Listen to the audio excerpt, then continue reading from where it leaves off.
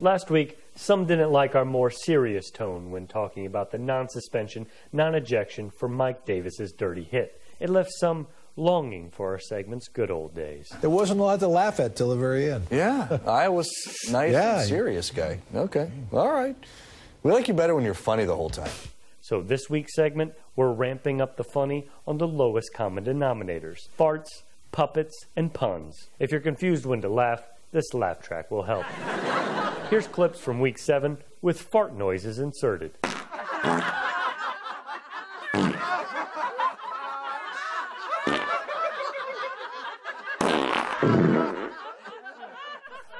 With this surplus of gas, no wonder fuel prices are coming down.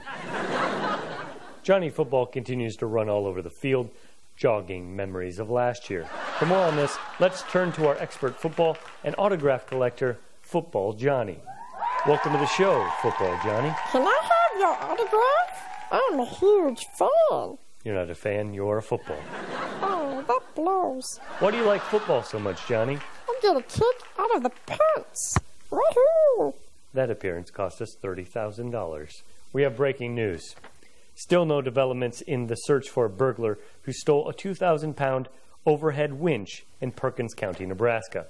Law officials always have a tough time solving crimes in Nebraska, since there's a lack of dental records and everyone's DNA is the same.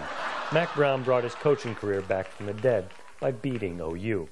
Coach Brown revealed after the game that he drank a concoction comprised of 3 parts gator tooth, 2 parts wart of gamecock, and 1 cup of Crimson Tide. When Lane Kiffin heard this news, he drank 4 servings of the concoction, but the best it did for him was this. Describe that experience. Yeah, it was very difficult for us. Until next time on College Football Daily, I'm out.